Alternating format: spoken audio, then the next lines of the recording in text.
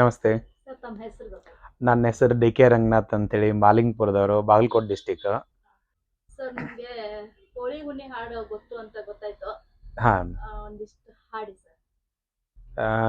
ಹೋಳಿ ಹುಣ್ಣಿಮೆ ನಾವು ಸಣ್ಣಾಗಿದ್ದಾಗ ನಮ್ಮ ಸ್ಪೆಷಲ್ ಬಾಗಲಕೋಟೆ ಅದ್ರಾಗ ನಮ್ಮಲ್ಲಿ ಹೋಳಿ ಹಬ್ಬ ಅಂದ್ರೆ 5 ದಿನದೊಳಗೆ ಬಣ್ಣ ಆಡಿ ಅದ್ರ ಜೊತೆಗೆ ಹಾಡು ಹಾಡ್ತಿದ್ರಾಗ ಆ ಸಂಪ್ರದಾಯ ಈಗ ಎಲ್ಲೋ ನಾವು ಕಳ್ಕೊಂಡು ಬಿಡ್ತೀವಿ ಅನ್ನೋ ಹೊರಗೆ ಈಗಿನ ಜನ್ರೇಷನ್ ಒಳಗೆ ಬರ್ತಾ ಇದೆ. ಯಾಕಂದ್ರೆ ಹಳಬರು ಆ ಪರಂಪರೆ ಮುಂದುವರ್ಸ್ಕೊಂಡು ಇಲ್ಲಿವರೆಗೆ ತಂದ್ರು. ಬಟ್ ಈಗಿನ ಜನ್ರೇಷನ್ ಅದನ್ನ ಮುಂದುವರ್ಸಕ್ ಪ್ರಯತ್ನ ಪಡ್ತಾ ಇಲ್ಲ.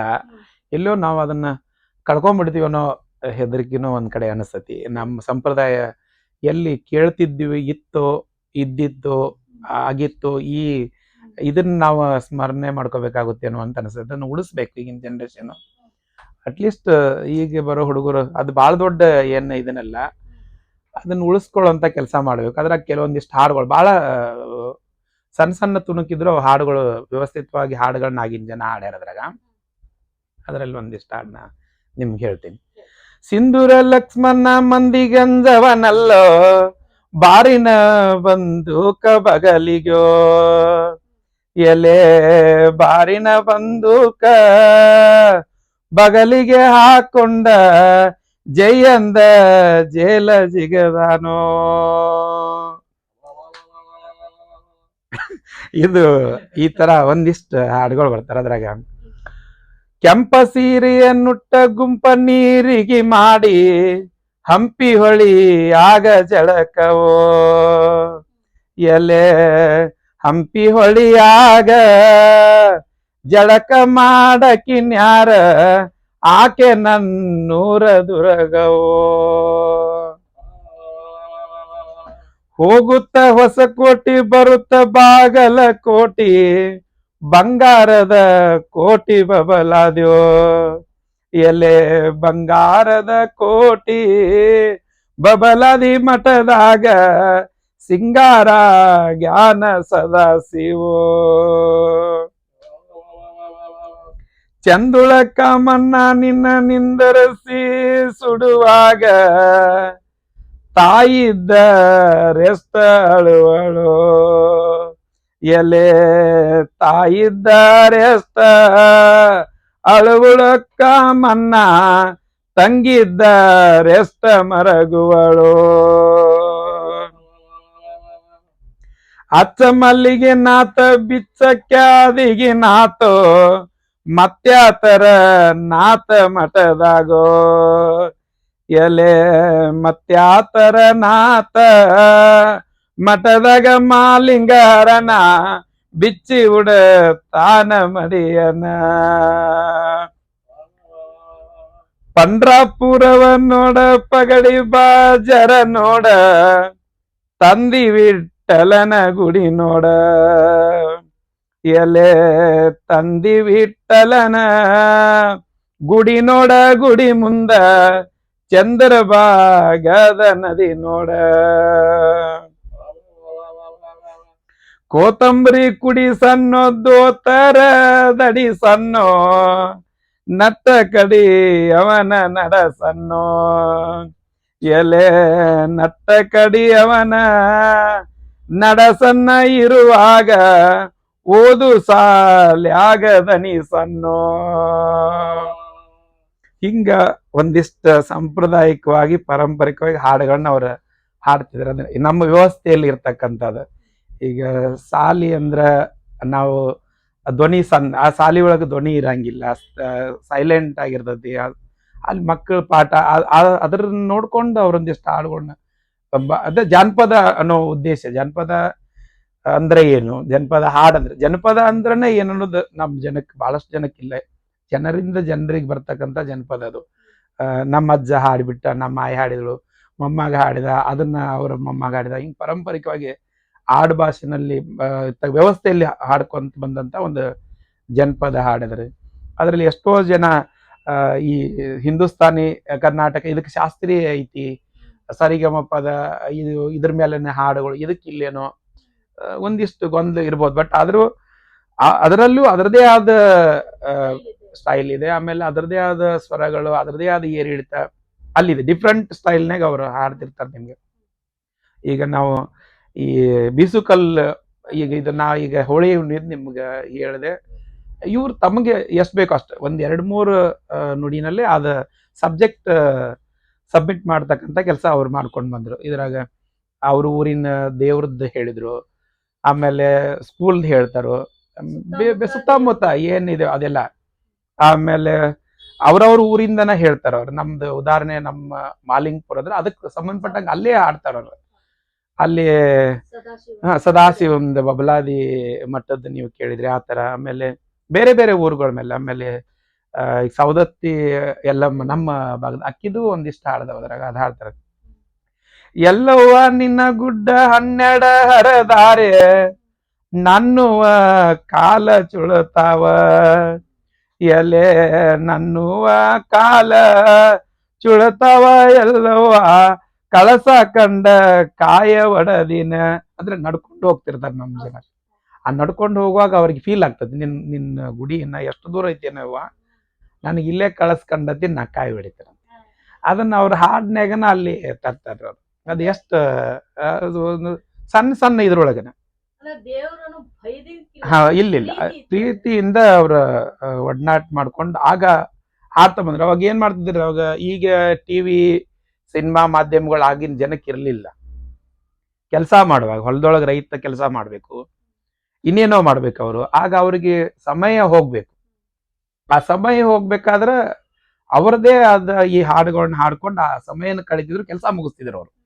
ಈ ತರ ಮಾಡ್ಕೊಂಡು ಈಗ ಬೀಸುಕಲ್ಲು ಈಗ ಗಿರ್ನಿಗೆ ನೀವು ಹಿಟ್ಟು ಇದು ಕೊಡ್ತೀರಿ, ಕಾಳು ಕೊಡ್ತೀರಿ, ಹಾಕಿದ ತಕ್ಷಣ ನಿಮ್ಗೆ ಹಿಟ್ಟು ಬಂದ್ಬಿಡ್ತದೆ. ಅದು ರೆಡಿ ಹಿಟ್ಟು ತರ್ತೀರಿ ನೀವು. ಆ ತರ ಸ್ಥಿತಿಗೆ ಈಗ ಬಂದಿದ್ದೀರಿ. ಬಟ್ ಆಗ ಹಂಗಿರ್ಲಿಲ್ಲ. ಆಗ ಬೀಸಿ ಆ ಹೆಣ್ಮಗಳ ಮನೆಗೆಲ್ಲ ರೊಟ್ಟಿ ಬಡಿಬೇಕಿತ್ತು, ರೊಟ್ಟಿ ಮಾಡಿ ಉಣಿಸ್ಬೇಕಿತ್ತು. ಅಷ್ಟು ಹಿಟ್ಟು ಬೀಸ್ಬೇಕಾದ್ರೆ ಆಕಿಗೆ ದನು ಬೇಸರಿಕೆ ಆಗ್ತಿತ್ತು. ಮತ್ತ ಆ ಫೀಲ್ ನೋವು ಅನಿಸ್ಬಾರ್ದು ಅಂತೇಳಿ ಅದಕ್ಕೆ ಹಾಡು ಕಟ್ಕೊಂಡಿದ್ರು ಅವರು. ಆ 3-4 ಹಾಡು ಹಾಡೋದ್ರೊಳಗೆ ಆಕಿ ಒಂದಿಷ್ಟು ಹಿಟ್ಟು ಬೀಸ್ಕೊಂತಿದ್ರು. ಆ ಹಾಡ್ನ್ಯಾಗ ನಾ ಬೀಸಿದೇನೆ ಅನ್ನೋದು ಆಕಿಗೆ ಅರಿವು ಇರ್ತಿರ್ಲಿಲ್ಲ. ಅಷ್ಟು ಖುಷಿಯಿಂದ ಹಾಡಿ ಆ ಹಿಟ್ಟು ನಮಗ ರೊಟ್ಟಿ ಮಾಡಕ್ಕೂ ಒಂದು ಸಂಪ್ರದಾಯ. ಆಗ ಹಾಡುಗಳನ್ನ ಅವ್ರು ಕಟ್ಕೊಂಡ್ರು. ಅವಾಗ ಅದ್ರಾಗೂ ನಾವು ಒಂದೊಂದು ಸ್ಟೆಪ್ನ್ಯಾಗ ಒಂದೊಂದು ನುಡಿ ಮಾಡ್ಕೊಂಡಾರ. ನಾವು ಬಂಡಿಗ ಈ ರೈತ ಹೊಲಕ್ಕೆ ಹೋಗುವಾಗನು ಅವನಿಗೆ ಆದ ಹಾಡುಗಳನ್ನ ಮಾಡ್ಕೊಂಡ್ರು ಅವಾಗ ಅವರು, ಸಂದರ್ಭಕ್ಕೆ ತಕ್ಕನಂಗೆ. ಅದ್ರಾಗ ನಾ 2 ರೈತನ ಮತ್ತು ಅದ್ರೊಂದಿಗೆ ಹೇಳ್ತಾನೆ ಇವಾಗ ಬೀಸುಕಲ್ಲು ಇಷ್ಟ ಇರ್ತದ್ರಿ, ಏನ್ ಬಾಳ ದೊಡ್ಡ ಬೀಸುಕಲ್ಲ. ಆ ಸುತ್ತಿದ ತಕ್ಷಣ ಅಕ್ಕಿದೊಂದು ನುಡಿ ಮುಗಿಬೇಕು. ಅದು ಸುತ್ತಿದ ತಕ್ಷಣ ಒಂದು ಚಾನ ಮುಗಿದ ಮುಂದಿನ ರೌಂಡಿಗೆ ಬರ್ತಾಳೆ ಆಕಿ. ಅಷ್ಟ್ರಾಗನ ಅವು ಹಾಡುಗಳು ಮಾಡ್ಕೊಂತಾರ ಅವ್ರು.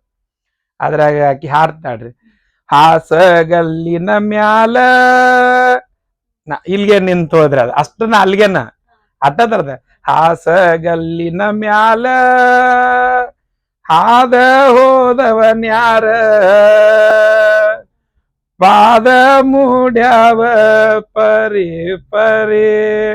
ಎಷ್ಟ ಅಷ್ಟಕ್ಕನ ಅವ್ರು ಹಾಡನ್ನ ಸೀಮಿತಗೊಳಿಸ್ತೀರಿ ನಿಮ್ಗೆ ಅಲ್ಲಿಗೆನ.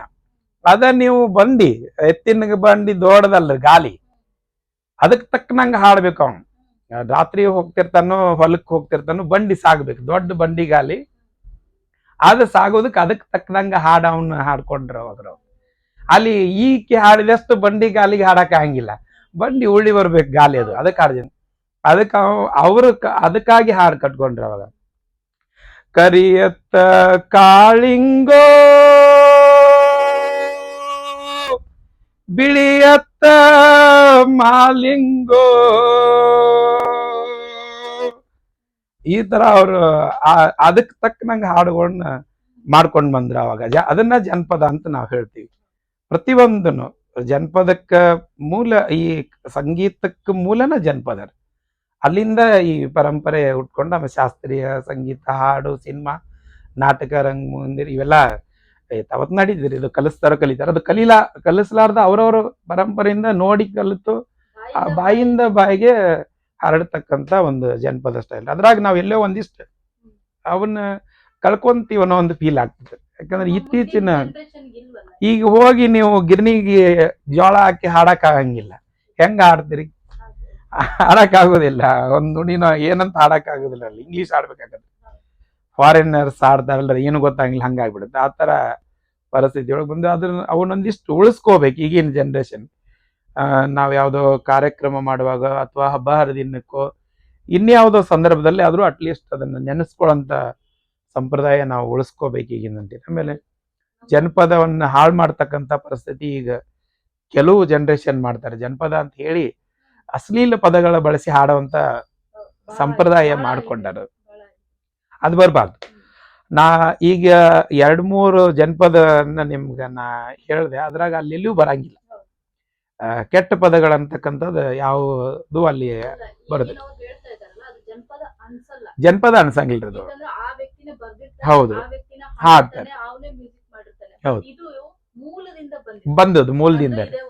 ಅದಕ್ಕೆ ಮೂಲ ಜನಪದವಾಗಿ ಬಿಡ್ಬೇಕು. ಆಮೇಲೆ ಈ ಅಶ್ಲೀಲತೆಯನ್ನ ಸ್ವಲ್ಪ ಕಟ್ ಮಾಡ್ಬೇಕು. ಅವ್ರು ಹಾಡಿ ಬರೆಯೋದಕ್ಕೆ ಯಾರ ಅಭ್ಯಂತರ ಇಲ್ಲ. ಯಾರ ಸ್ವತ್ತಲ್ಲ ಯಾರು ಕೇಳೋ ಹಕ್ಕಿಲ್ಲ. ಅವರ ಸ್ವತಂತ್ರ, ಅವ್ರ ಹಕ್ಕಿದೆ. ಹಾಳು ಮಾಡಬಾರ್ದಂತ. ಯಾವ್ದು ಹೆಣ್ಮಗಳ ವ್ಯಕ್ತಿತ್ವ ಆಗಿರ್ಬೋದು ಅಥವಾ ಸಂಪ್ರದಾಯದ ವ್ಯಕ್ತಿತ್ವ ಆಗಿರ್ಬೋದು, ಇನ್ಯಾರ್ದು ಇದನ್ನ ನಾವು ಕೆಡಿಸುವಂತ ಪರಂಪರೆನ ಹಾಡಿನಲ್ಲಿ ಮಾಡಬಾರ್ದು. ಯಾಕಂದ್ರೆ ಅದು ಕೆಟ್ಟ ಪ್ರಭಾವ ಸಮಾಜದ ಮೇಲೆ ಬೀರ್ತದೆ. ಆಮೇಲೆ ಬೆಳಿತಕ್ಕಂಥ ಯುವಕರ ಮೇಲೆ ಬೀರ್ತದೆ. ಅದು ಆ ಕೆಲಸ ನಾವು ಮಾಡಬಾರ್ದು. ಇದಕ್ಕೆ ಉದಾಹರಣೆಯಾಗಿ ನೀವು ತಗೊಳ್ಳೋದಾದ್ರೆ ಈ ಜನಪದ ಹಾಡುಗಳನ್ನ ನಮ್ಮ ಗುರುರಾಜ ಹೊಸಕೋಟೆ ಅವರ ಹಾಡುಗಳನ್ನ ನೀವು ಬಹಳಷ್ಟು ಜನ ಕೇಳಿದಿರಿ. ಬಹಳಷ್ಟು ಜನ ಅನ್ನೋದೇನು ಅಖಂಡ ಕರ್ನಾಟಕ ಅವ್ರನ್ನ ಕೇಳ್ದಿರೋ ಮನಿನೇ ಇಲ್ಲ ಅಂತ ನಾ ಭಾವಿಸ್ತೀನಿ. ಏನಾದ್ರೂ ಉತ್ತರ ಕರ್ನಾಟಕ ಭಾಷೆ ಹಾಡುಗಳನ್ನ, ಆ ಲ್ಯಾಂಗ್ವೇಜ್ ಅನ್ನ ಅಖಂಡ ಕರ್ನಾಟಕಕ್ಕೆ ಒಯ್ದು ತಲುಪಿಸಿರೋದು ಯಾರಾದ್ರೂ ಇದ್ರೆ ಅದು ಗುರುರಾಜ ಹೊಸಕೋಟೆ ಅಂತ ಹೇಳಿ ನನ್ನ ಇದರಿಂದ ಹೇಳ್ತೀನಿ. ನಾನು ತಿಳ್ಕೊಂಡಷ್ಟು ಹೇಳಕ್ ಇಷ್ಟಪಡ್ತೀನಿ. ಯಾಕಂದ್ರೆ ನೀರ್ ಬರ್ತದೆ. ಎಂತಂತ ಒಂದು ವರ್ಡ್. ಆಮೇಲೆ ಬಹಳಷ್ಟು ಚಂದ ಎಲ್ಲಾದ್ರ ಮೇಲೆ ಹಾಡ್ಯಾರ ಅವ್ರು. ಹೆಣ್ಮಗಳು ಗಂಡನ ಮನೆಯಾಗ ಬಂದ್ ಹೆಣ್ಮಗಳ ವರದಕ್ಷಿಣೆ ಕೊಟ್ಟು ಬಂದ್ರೆ ಆಕಿ ಹೆಂಗಿರ್ತಾಳ ಅನ್ನೋದು ಸಹಿತ ಅವ್ರು ನಿಮ್ಗೆ ಎಷ್ಟು ಚೆನ್ನಾಗಿ ಹಾಡ್ಯಾರ ಅವ್ರು.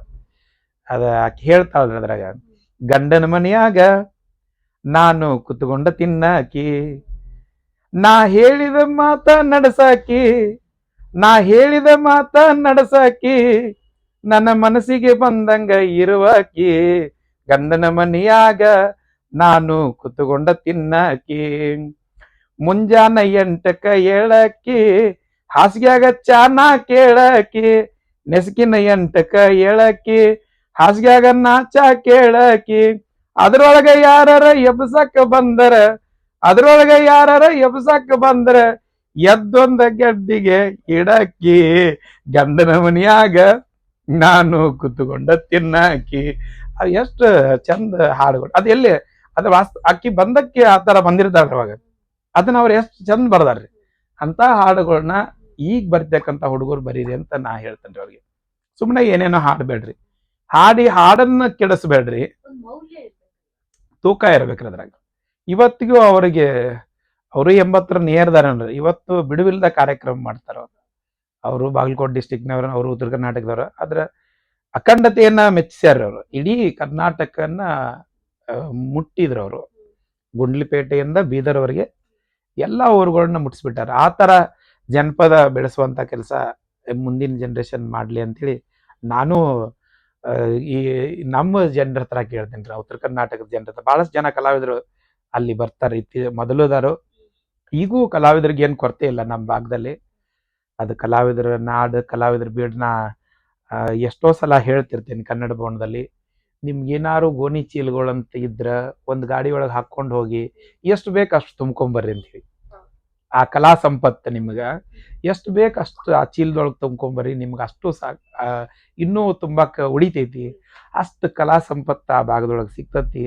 ಅಷ್ಟು ಕಲೆಗಳದಾವಲ್ಲಿ ಅಂತೇಳಿ ಅವ್ರಿಗೆ ಹೇಳ್ತೀನಿ. ನಾನು ಈ ಸಂದರ್ಭದೊಳಗೆ ಬಯಲಾಟ ನಾಟಕನ ನೆನಪು ಮಾಡ್ಕೋತೇನೆ ನಿಮ್ಗೆ.